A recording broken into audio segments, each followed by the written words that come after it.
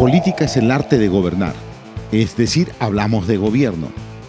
Y el gobierno viene de parte de Dios. Es decir, necesitamos cristianos políticos. Primeramente son para hacer. Ellos van a hacer la política en función de lo que son.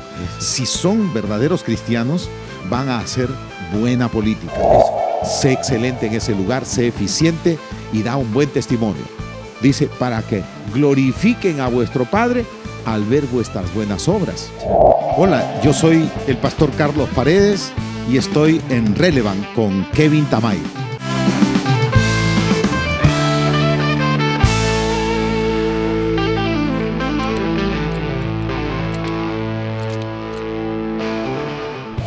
¿Qué tal, amigos? ¿Cómo están?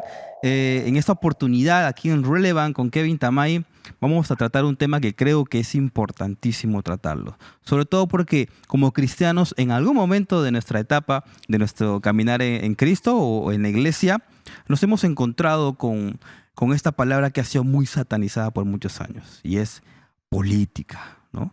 Se dijo por muchos años que un cristiano no debería participar en política o que no deberíamos estar involucrados en cosas que tienen que ver con lo secular, ¿verdad? Entonces, yo creo que para descifrar todo esto y poder tener una mejor perspectiva de lo que realmente piensa o dice la Biblia con respecto a este asunto, vamos a tener a un invitado especial que me acompañe el día de hoy para que yo pueda hacerle las preguntas para poder tener un mejor entendimiento sobre eso. Así que el día de hoy me acompaña el pastor Carlos Paredes.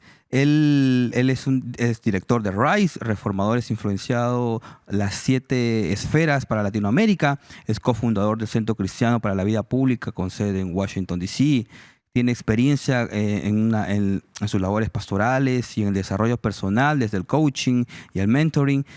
También capacita y entrena y mentorea a líderes de iglesias para influenciar a la sociedad y generar transformación. Así que, Pastor Carlos, bienvenido aquí a Relevant.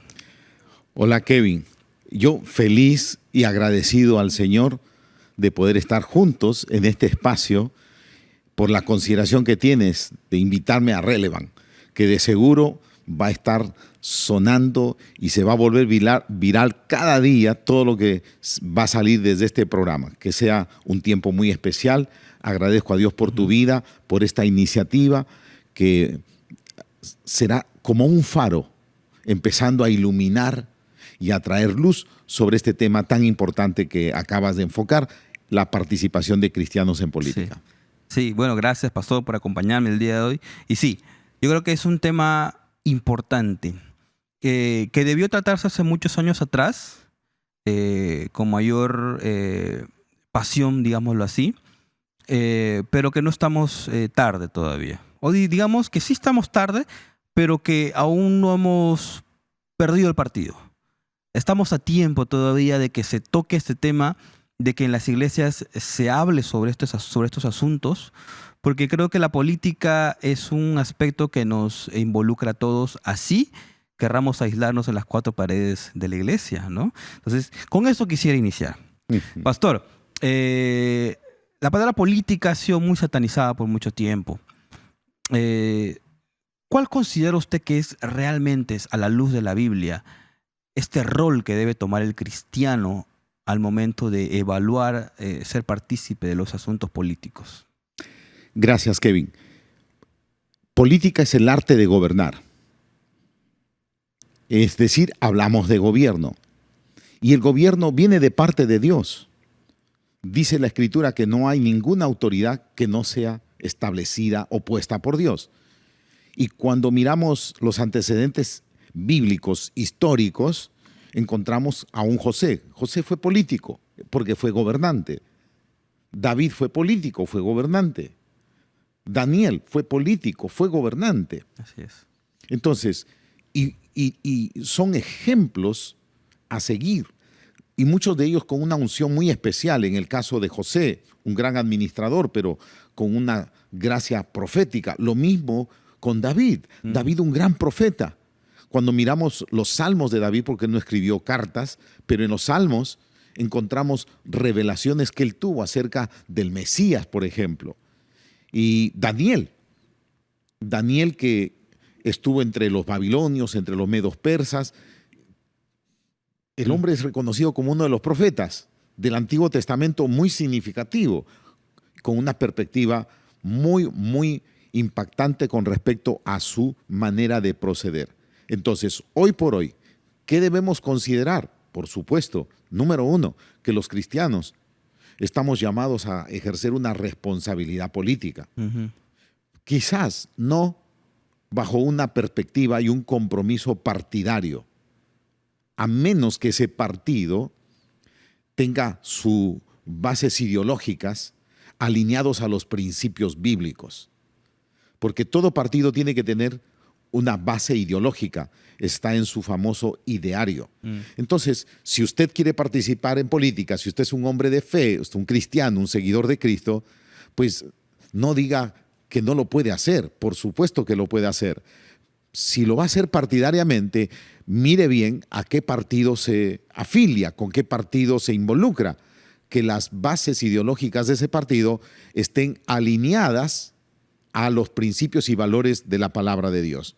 De no ser así, posiblemente su participación pueda ser de otra manera, es decir, como un técnico, claro, asistiendo con tu capacidad, con tu pericia, como un alto ejecutivo desde tu carrera profesional como técnico, pero involucrarte en el partido para decir un amén a todo lo que propone ese partido, sí tiene que tener cuidado. Pero estamos hoy día ya no para hablar si se participa o no se participa, estamos para mirar cómo participar. Sí, y es importante tener esta diferenciación, porque muchas veces cuando se habla sobre tener actividad política, se suele relacionar a una actividad partidista. Ahí tienes que pertenecer a un partido político, ¿no?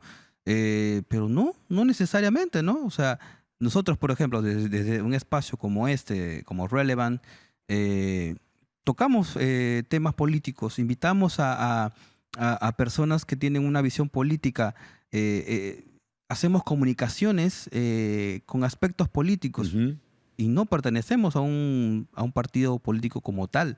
Entonces, se puede hacer política sin necesidad de pertenecer a un partido político, ¿no? Todos hacemos política, todos. Exactamente. Todos hacemos política de una o de otra manera.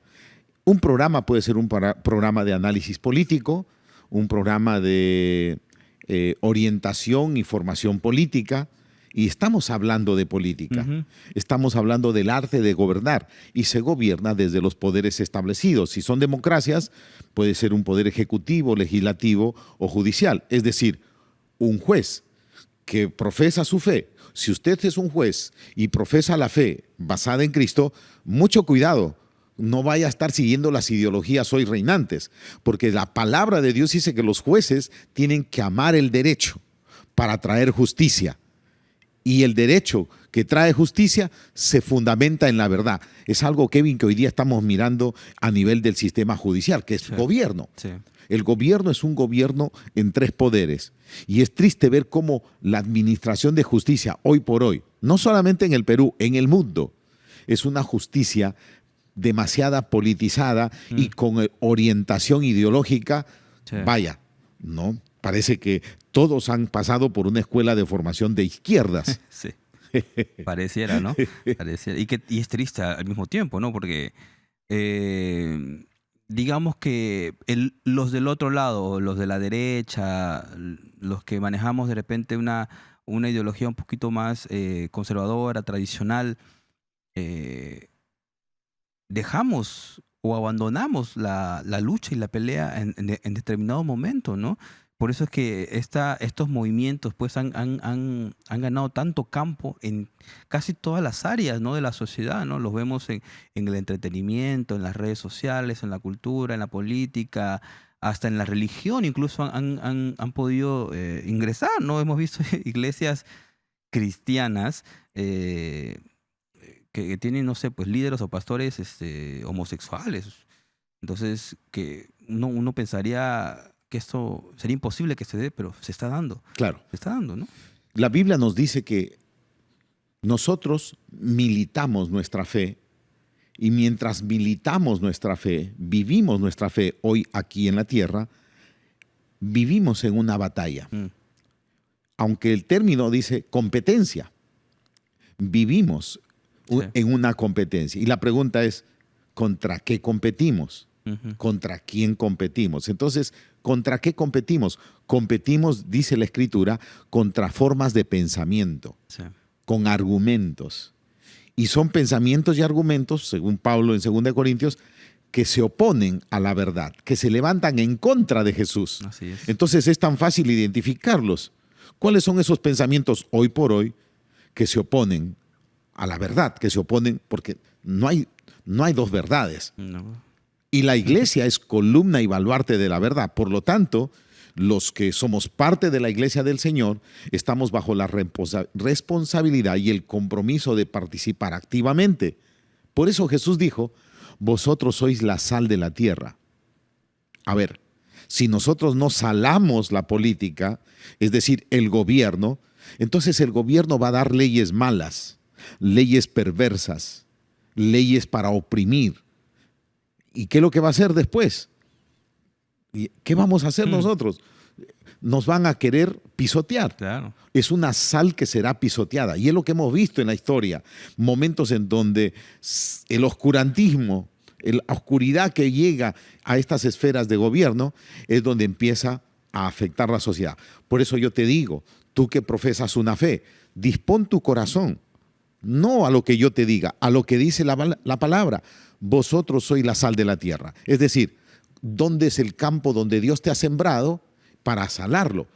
Al que lo sembró en la política, pues tiene que salar la política. Ujú. Es decir, no va para esconderse, Sí.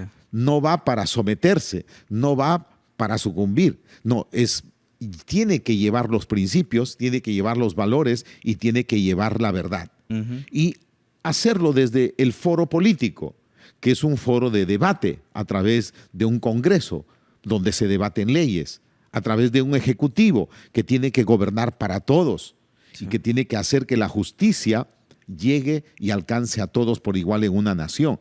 No hay privilegiados. No. El que gobierna, gobierna para todos. Como dice, y Dios hace salir el sol sobre justos e injustos. Dios hace llover sobre todo, sobre buenos y malos. Pero para eso la justicia tiene un rol. ¿Cuál es el rol de la justicia? Que el que practica lo malo tenga miedo. Ujú.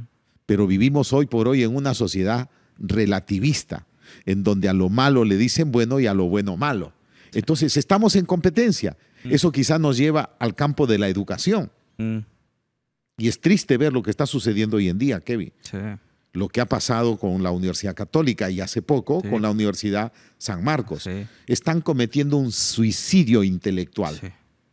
¿Qué significa un suicidio intelectual? Que no están abriendo las aulas para el debate, para el análisis, sobre todo para la investigación y la capacidad de hacer investigación crítica, Sí. análisis crítico. Es un desafío. Entonces, los animamos, pues en este programa estamos aquí para responder esa pregunta. ¿Cristianos en política? Claro que sí. Genial, pastor, sí. Y de hecho sí, lo comentábamos en un programa anterior con un invitado también que tuvimos. Él es joven. De hecho, lo vivió de primera mano el tema ese de la censura que hubo en las universidades, ¿no? Yo le decía, es insano, es increíble todo esto que haya ocurrido en la cuna de donde uno considera que debería existir pues este intercambio de ideas y de conocimiento y de información, como es una universidad. Entonces, es peligroso abrir esa puerta, ¿no? a este tipo de censuras que, de hecho, en países de primer mundo está mucho más avanzado. O sea, en otros países te pueden judicializar, ¿no? Por pensar distinto a lo que cree la mayoría, ¿no? Entonces, es peligroso abrir esa puerta. Y esperemos más que sí se pueda levantar digamos, esta generación que sí está haciendo un alto a muchas de estas ideologías que han querido al menos entrar a nuestro país, ¿no? Y nada, desde acá nuestro apoyo a los chicos que están ahí dando esta batalla dentro de las universidades, ¿no? Genial, pastor. Hay algo que siempre escuché. Yo soy de la iglesia de los 90 ¿no? Donde muchas cosas se llegaban a satanizar, ¿no? Yo soy de la época donde se creía que la guitarra eléctrica, la batería eran instrumentos del infierno, pues, ¿verdad? O que la televisión era la caja de Satanás, decían, ¿no? Vengo de esa generación. La política no fue ajena Ujú. a esa demonización del concepto. Hoy, 2025, podemos ver que ya existen cristianos que están involucrados. Hemos visto personas que han creado partidos políticos hechos netamente por personas cristianas también. Pero aún hay mucho todavía que se tiene que conversar dentro de las iglesias. Y se lo digo muy sinceramente, sobre todo porque usted es un pastor y trata con otros pastores que son nuestras autoridades y son quienes necesitan escuchar el mensaje de que es necesario darle este espacio a los chicos que sí están llamados a hacer políticas, ¿no? Y que no se los excluya o no se los vea como personas que no están sirviendo a Dios porque no están teniendo algún tipo de actividad pública dentro de la iglesia, ¿no? Entonces, el término política siempre fue usado como un término de que esa cosa del mundo o aquella actividad que te va a llevar a alejarte de las cosas de Dios. Ujú. Entonces, ¿es posible, pastor, ser cristiano y aún así tener una participación moralmente sana o una actividad íntegra dentro de las políticas? ¿Se puede ser cristiano y hacer política íntegra al mismo tiempo? Qué buena pregunta, qué buena pregunta. Y esto se debe aplicar para todo. En el mundo de los negocios, sabemos todos los fraudes, todas las artimañas que hay en el mundo de los negocios. ¿Y por qué vemos que pueden haber cristianos empresarios y que tienen que vender? Sí. Sabemos lo que ocurre en ese mundo de los negocios. Todo lo que hay debajo por la mesa muchas veces. Sí. O el tratar de enfrentarse al sistema estatal a través de los impuestos y todas las cargas impositivas que establecen los gobiernos. Entonces, no. El cristiano tiene que ser cristiano las 24 horas del día en todo lugar. Así es. Es decir, necesitamos cristianos políticos. Primeramente son para hacer. Ellos van a hacer la política en función de lo que son. Eso. Si son verdaderos cristianos, van a hacer buena política. Eso fue tremendo, pastor. ¿Puede repetirlo, por favor? Es decir, han llegado de todo. Sí. Y en algún momento quizás hemos sufrido que alguien llegó y no hizo la gestión dentro de la integridad y de la honestidad que caracteriza. Y eso, ¿por qué? Porque no era un cristiano tal cual. No era un cristiano calificado en su ser. Entonces, somos para hacer. Somos cristianos para hacer política o para hacer arte, para hacer música, para hacer economía, para hacer finanzas. Primero somos. Mira, se me viene un pasaje muy clarito en las Escrituras.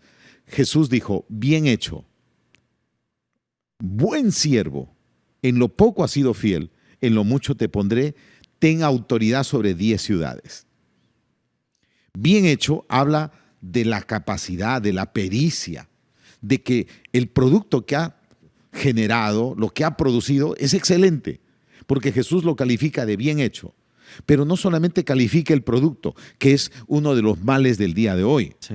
Mira, ese es un buen profesional, sí, pero es un perverso con su esposa, no atiende a sus hijos, no le pasa la pensión a los hijos, sabemos que tiene una doble moral, etc. No. Bien hecho, buen siervo, califica a la persona. Entonces, ¿se puede? Por supuesto, se puede. Pero por eso nosotros tenemos que saber quién es, cuál es su trayectoria, cuál es su formación. Y aquí, pastores, con todo mi amor y respeto y mi aprecio, pastores, démosles oportunidad, démosles lugar a que nuestros hermanos, nuestros discípulos se preparen y sean sin doblez, sean de un gran testimonio. Como dice la Escritura, ¿Sabe cómo se escogieron a los políticos para gobernar Israel? Dice, que aborrezcan el cohecho, que aborrezcan el soborno y que sean expertos, varones de buen testimonio. Así se escogió a los líderes para gobernar Israel en el Antiguo Testamento. Eso no ha cambiado. Necesitamos varones de buen testimonio, bien hecho, que hagan bien las cosas, expertos. Si dominas la economía, pues anda para cumplir un rol en la economía o en lo que se te demande, donde se te ubique. Bien hecho, buen siervo. Ten autoridad sobre 10 ciudades. Bueno, ¿cuánta gente ha llegado a tener autoridad? Y cuando miramos detrás, es una pena. Sí. Entonces, el que, como se dice, ¿no? El que tiene rabo de paja, ¿con qué moral, con qué autoridad va a ordenar la casa que la tenemos? Es decir, un Perú y un gobierno y una nación en crisis moral. Sí, sí, y lo vemos a diario. Lo vemos a diario, primeramente con lo más público, que son nuestras autoridades. Pero también podemos encontrar actos de corrupción a nuestro alrededor.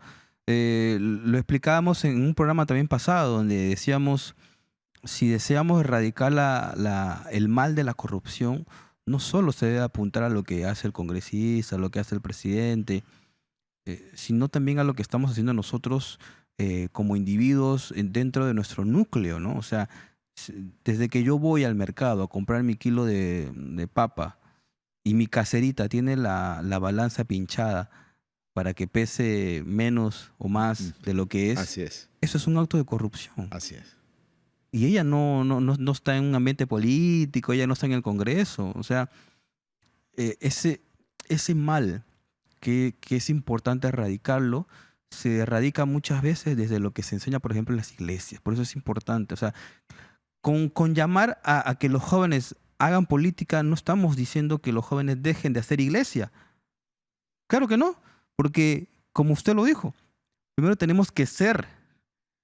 Y la iglesia nos enseña a ser, nos educa, nos prepara, nos capacita para ser buenos cristianos, buenos discípulos, buenos líderes. Y nos debe empujar para hacer justamente. Y ahí es donde viene la otra parte de la ecuación, donde ya comenzamos a involucrarnos en política, comenzamos a involucrarnos en medios de comunicación, para ser científicos, empresarios, etcétera, ¿no? Pero era importante dejar eso en claro, pastor, ¿no? Para verlo. Si me permites añadir. Sí, claro. El gran gobernante que tuvo la naciente iglesia de Israel se llama Moisés. Y la Biblia dice que Moisés fue un hombre con un carácter como no hubo otro. Carácter, conducta, manera de conducirse. Ahora, ¿por qué es tan importante y debemos ser celosos de tener gente que llega a gobierno y que son de carácter? Es decir, maduros, sin doblez, sin doble ánimo, seguros de sus objetivos de vida, de sus emociones, de sus propósitos. Porque cuando tú estás en el poder tienes ciertos privilegios. Sí, claro. Y si tú no estás formado con la profundidad del carácter, bien anclado en Cristo Jesús, entonces vas a sucumbir. Porque hay dos cosas que operan, y nosotros podríamos decir, siguiendo la línea de Pablo, porque no tenemos no tenemos lucha ni batalla, ni competimos contra carne, sino contra fuerzas espirituales de maldad. Y hay dos fuerzas espirituales que operan en el área de gobierno, y es el orgullo y la corrupción. Entonces, quien va a gobierno tiene que saber que va a ser tentado. Sí. Es como el diablo que le dice a Jesús: si te arrodillas, yo te doy autoridad sobre estos reinos, te doy poder. Yo tengo el poder, yo los controlo y yo te puedo dar ese poder. Y eso es lo que sucede. Porque si llegas al Congreso, los malos y los perversos que están operando en este mundo quieren leyes malas y perversas, leyes que los favorezcan. Entonces, quienes van al Congreso tienen que estar listos y preparados para competir, porque existe lo que se llama el famoso lobby. Entonces, estos forman su gente y envían a su gente haciendo el lobby para que se den esas leyes con nombre propio. Y eso no puede ser. La ley tiene que reflejar, por lo menos, el aspecto legal, el aspecto técnico y el aspecto moral, para que sea una buena ley. Pero nos damos cuenta que leyes a veces ni siquiera respetan lo técnico.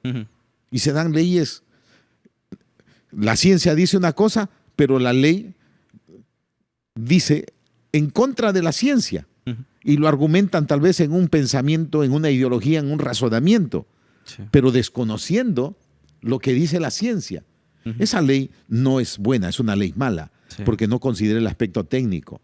El aspecto legal, claro, hoy en día el marco jurídico nacional e internacional tiene que ser revisado, porque ya fue elaborado y preparado y hecho con una mala intención. Y hay que revisar el marco jurídico. Y necesitamos que se levanten constitucionalistas, gente que estén muy fundados en el derecho y en el derecho que considere la verdad.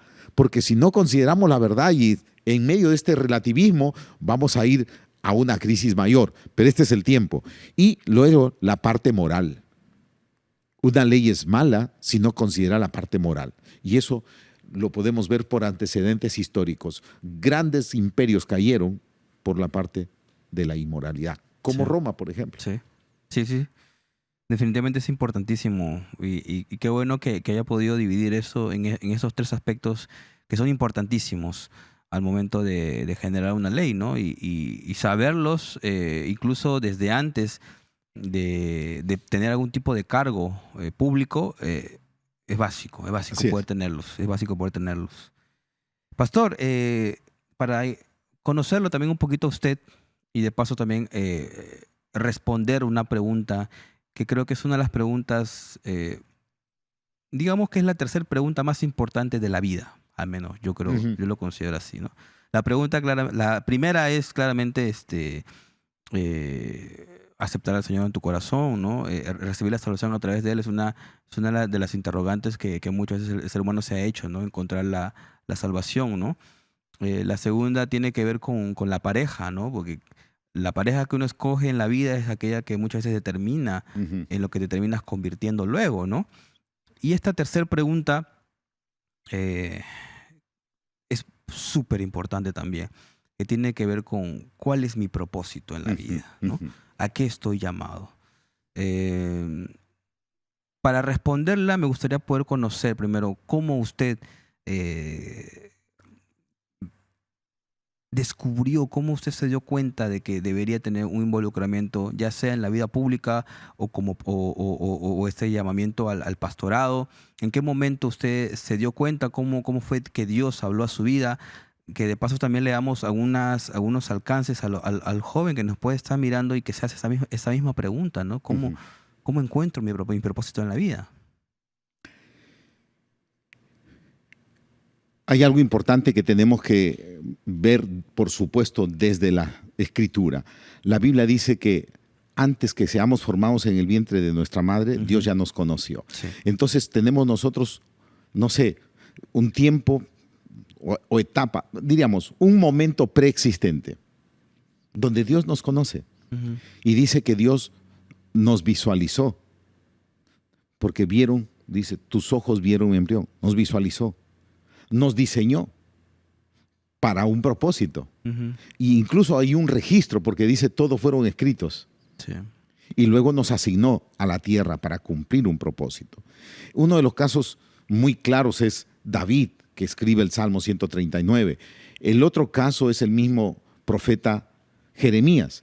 Dios le dice, antes que te formara en el vientre te conocí. Y antes te separé, te aparté. Te santifiqué y te di por profeta a las naciones, su propósito. Pero su propósito está ligado a su identidad y su identidad viene de Dios. Entonces, decirte que tú posiblemente te estás haciendo preguntas Ahora, estás haciendo cosas porque fuiste a la universidad, fuiste a la escuela, al instituto, te formaste o creciste en un taller aprendiendo cosas y las generas y te sientes realmente contento de hacerlo, pero posiblemente dentro de ti hay una pasión, una inclinación hacia algo. Y esa pasión tiene que ver con ese ser que Dios diseñó. Claro, nacemos en este mundo y al crecer dentro de la sociedad apartada de Dios, entonces tratamos de avanzar, a veces sobrevivimos. Pero mira, hoy te digo, tú estás en este mundo para cumplir un propósito y tu propósito precede a tu existencia. ¿Qué significa? Que Dios ya determinó ese propósito antes de que seas creado. Y mira, Kevin, qué bonito que nosotros podamos tocar este tema ahora, porque quiero invitar a todos nuestros oyentes, a todos los que están en tu programa, a que le pregunten a Dios. Eso hay que hacerlo. En la Biblia encontramos que le preguntaron a Dios y Dios les respondió. En el caso de José, José le fue revelado a través de sueños. José le fue revelado a través de sueños. Los dos famosos sueños de José. ¿Y por qué le fue revelado? Porque sus días ya estaban escritos, dice según el Salmo 139, sin que falte uno de ellos.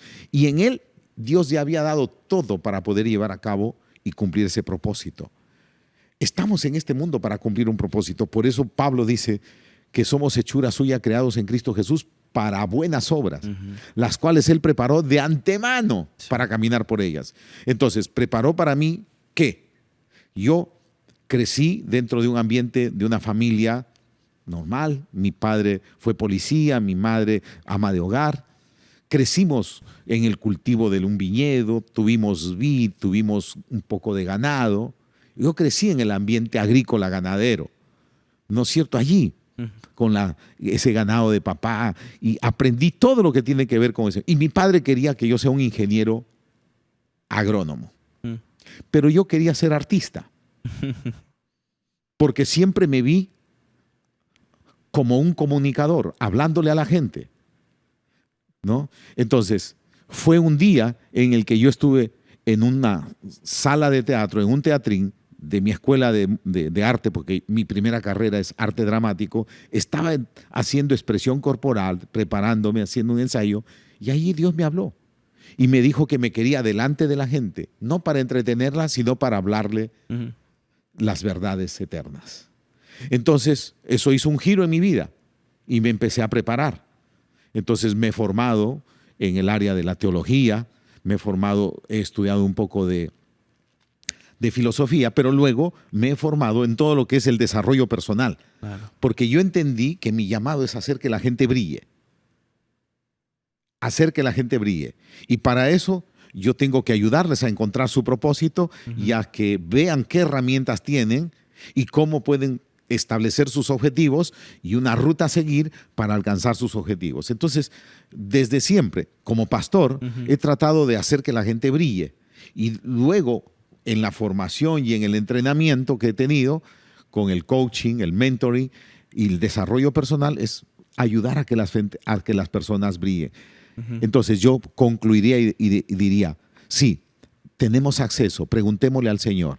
He hecho pastorado por muchos años, pero luego accedí desde el pastorado a las esferas del gobierno, a los grandes empresarios, a las áreas de la educación. Entonces entendí que necesitaba herramientas para llegar a ellos. Y fue lo que hice. Empecé a hacer una transición, equipándome con todas esas herramientas, y luego empecé a transitar en áreas de gobierno.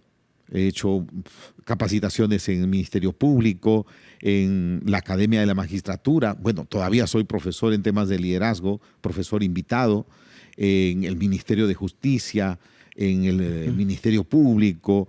He hecho programas con educadores, con artistas, en fin, buscando que la gente brille. Y para ello quiero conectarte con tu propósito. Y tu propósito viene de parte de Dios.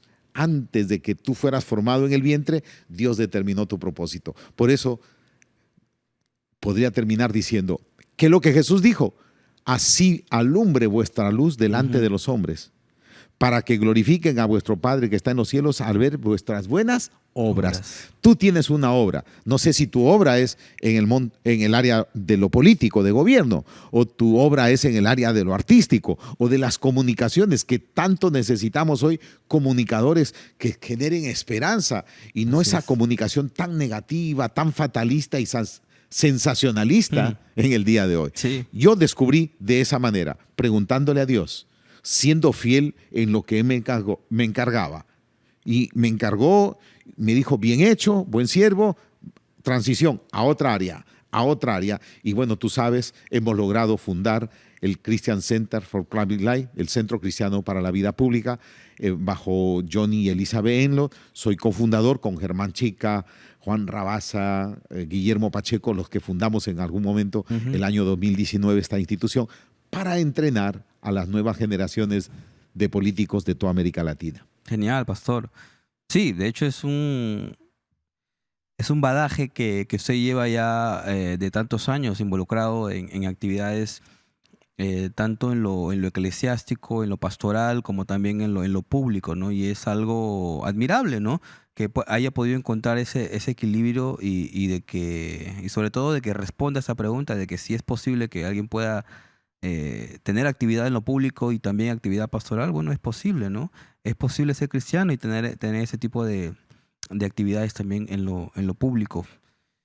Pero yo imagino que en algún punto de su caminar y de su preparación encontró trabas o dificultades que de alguna manera quisieron hacer dudar si es que realmente era esto por donde yo debería ir. ¿Cómo pudo lidiar con esto? Y hablo específicamente de lo que podemos encontrar dentro de la estructura organizacional de una iglesia, por ejemplo. Ujú. Yo no sé si usted lo pasó por una situación así.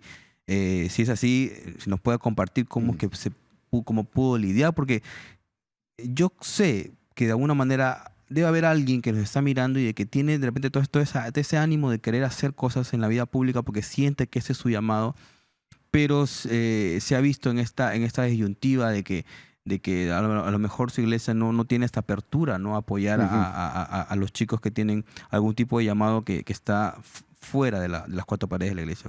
¿Cómo lo afrontó usted o cómo puede enseñar a los chicos? Gracias, porque es una pregunta muy importante. Y difícil. Y sí, es difícil porque lo primero que tenemos que entender es que tenemos que amar a la iglesia, Sí. respetar a la iglesia. Ahora, te voy a ser honesto y te voy a decir que yo amo y respeto a la iglesia y cuidé mucho. Por eso yo di un paso, salí del entorno, no dejé al Señor, pero dejé un liderazgo de iglesia local, ¿no? Para poder transitar por estas otras áreas. Al mismo tiempo, entender que cada área está llamada a cumplir con un propósito. Y pues el foro de la iglesia, el púlpito, tiene un propósito que es educar, enseñar, formar, preparar, como dice Pablo a Timoteo, para que el hombre de Dios esté enteramente equipado. Sí. Eso es el rol de la iglesia.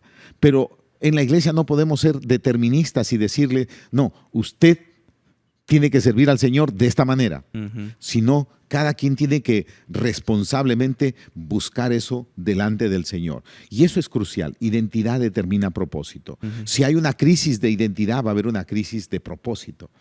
Entonces, ¿qué pasó conmigo?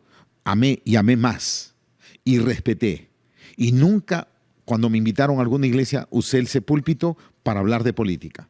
Pero los he invitado afuera a algún otro foro y algunos han venido. Y allí he podido hablar y les he hablado porque ya estamos fuera del entorno de la iglesia local. Sobre todo algo político partidario. ¿Ok? Lo otro que tenemos que entender es que la iglesia está para no solamente mentorear a las personas en lo espiritual. Sí, ese es el rol. Pero tenemos que identificar dentro de nuestras iglesias, pastores, que hay hermanos que podrían mentorear a las nuevas generaciones. Entonces, lo que yo hice fue conseguir mentor. Un mentor que me acompañe en mi propio proceso.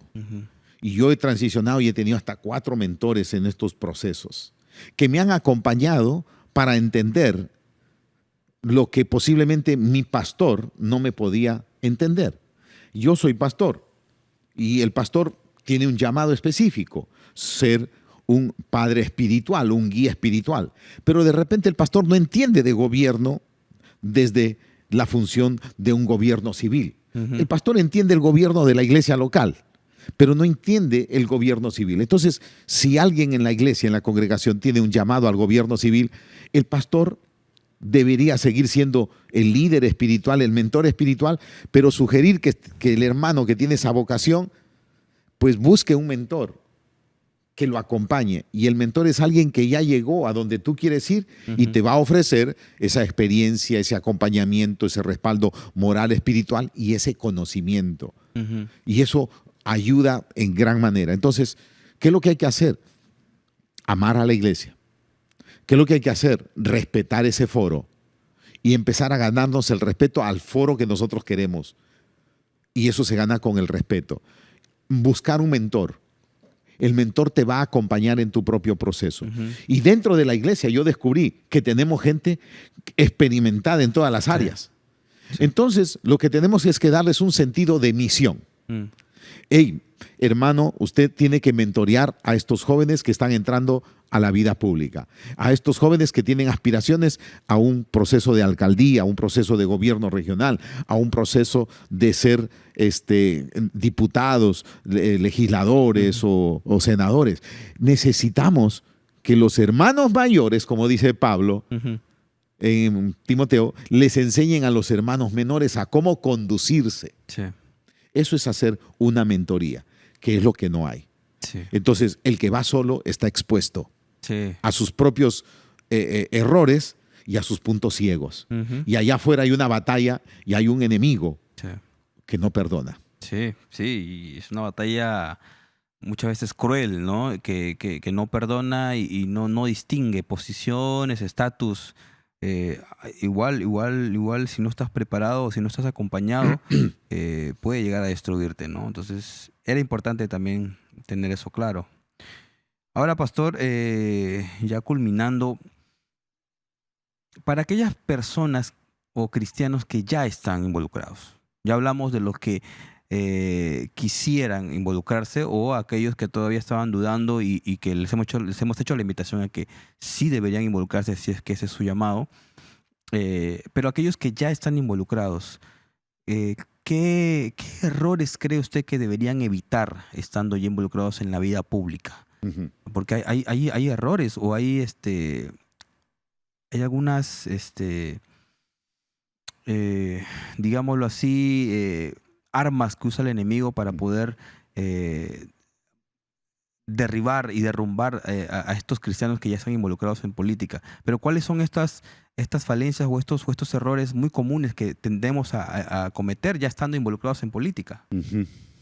Bueno, a veces el exceso de confianza.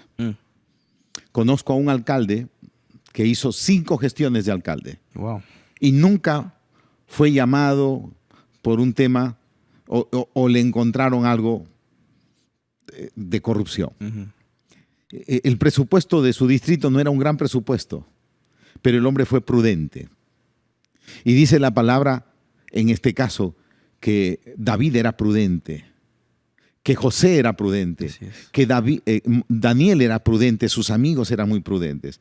Una práctica que tenía, por ejemplo, este amigo alcalde, es que cuando él recibía personas en su despacho, no permitía que pongan nada en el escritorio. Lo único que había en el escritorio era su Biblia. Wow. Y no permitía nada. Luego de trámite, documentos, todo lo derivaba. Él no recibía, nunca recibió nada y no permitió que coloquen nada en su escritorio. Solo. Entonces eso se llama prudencia. ¿No es cierto? Ser prudente. Otro, no negociar tus principios y valores. Esa es la parte moral, diríamos, la parte ética. Y de ser necesario, si tú estás participando, sería bueno que firmes un código de honor. Y en ese código de honor o de ética, un código de honor, en donde tú vas a apoyar todo aquello que está alineado a tus principios y tus valores, pero que nunca harás nada por consigna política y sobre todo si va en contra de tu libertad de conciencia.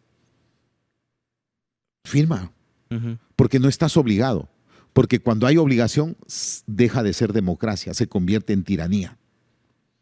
La democracia presupone libertad de pensamiento, libertad de conciencia, que te lleva a la acción correcta. Entonces, necesitamos, eso sería una recomendación, firmar un código de ética, un código de honor para que tú participes. Trata de ser prudente en tus gestiones. Hay reuniones que son fundamentales y nunca vayas solo. Sí.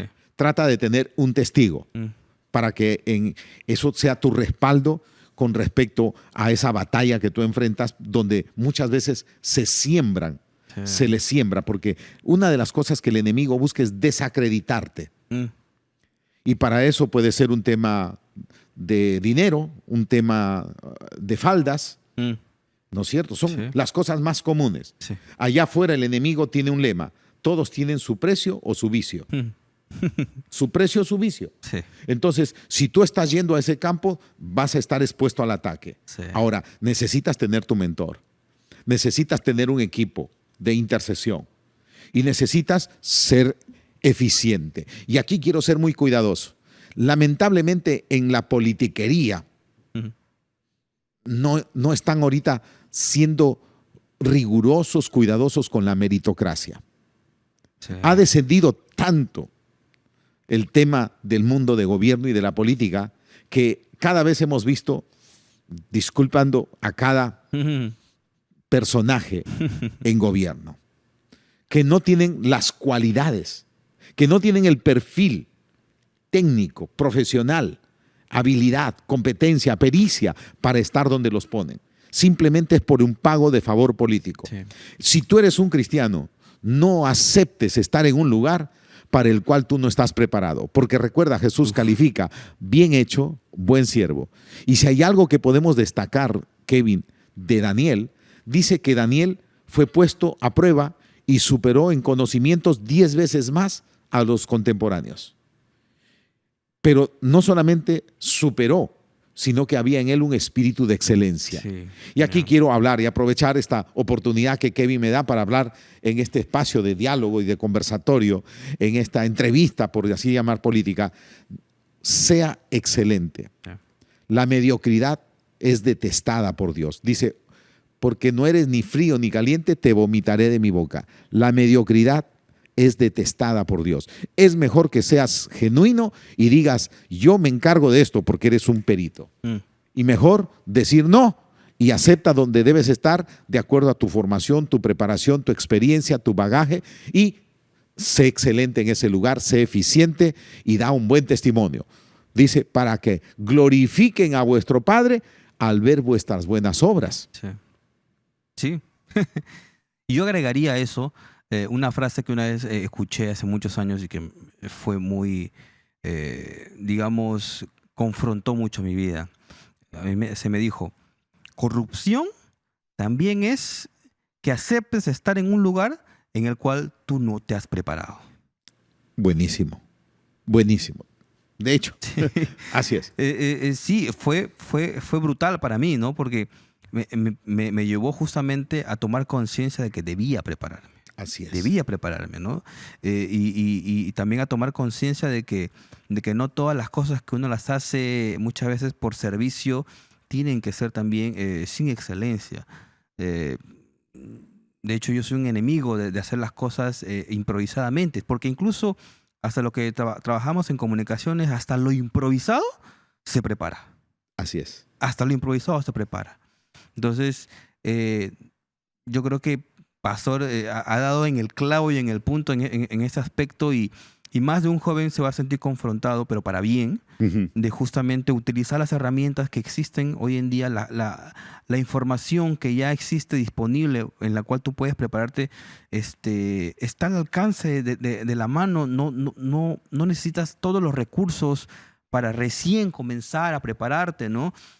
Hay muchas herramientas a la mano, y de hecho, usted pertenece a dos instituciones a las cuales busca justamente preparar a los chicos, a mentorearlos, a que ellos creen un pensamiento crítico, a llenarlos de información para que ellos también tengan sus propios puntos de vista y tengan este panorama mucho más amplio, ¿no? Y agradezco desde ya, pastor, que existan personas como usted que están tomando esta batalla que muchas veces ha sido abandonada, o que es difícil de tratarla dentro de las iglesias todavía. Ujú. Lo animo, lo bendigo su vida, bendigo su ministerio y también lo animo también a que siga preparando a la siguiente generación que viene detrás de usted para que este legado siga y crezca y sea mucho más potente, porque nuestros países, nuestras naciones lo necesitan, ¿no? Valga verdad, lo necesitan. Bueno, yo creo que ha sido una entrevista que se nos ha ido muy rápido, porque el tema es muy rico, el tema es muy, muy amplio también de conversarlo. Yo espero que esta no sea la última vez que pueda compartir con usted, pastor, que me pueda acompañar en una siguiente edición cuando esté de regreso también por aquí, por nuestro país, para poder tratar otros temas que también son súper importantes para la sociedad peruana. Y nada, yo creo que lo invitaría a que nos deje una reflexión final a todos los chicos que nos están escuchando también. Usted sirve a Dios de distintas maneras. Una de ellas, hoy que estamos hablando de gobierno, porque en Romanos capítulo 13 dice que los magistrados son servidores de Dios. Y Pablo pide que oremos.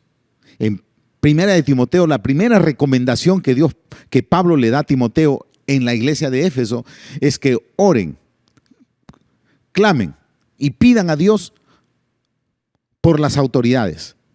¿Por qué? Para tener una vida digna, Sí. para tener una vida segura, para vivir y poder crecer como familias y desarrollarnos. Pero sobre todo, para que los gobernantes crean condiciones para que la verdad fluya. Eso es algo que tenemos que entender. Nosotros no podemos estar esperando que otros que no conocen a Dios, que no conocen la palabra, que no tienen temor de Dios, que no tienen respeto a la vida, al prójimo, lo hagan.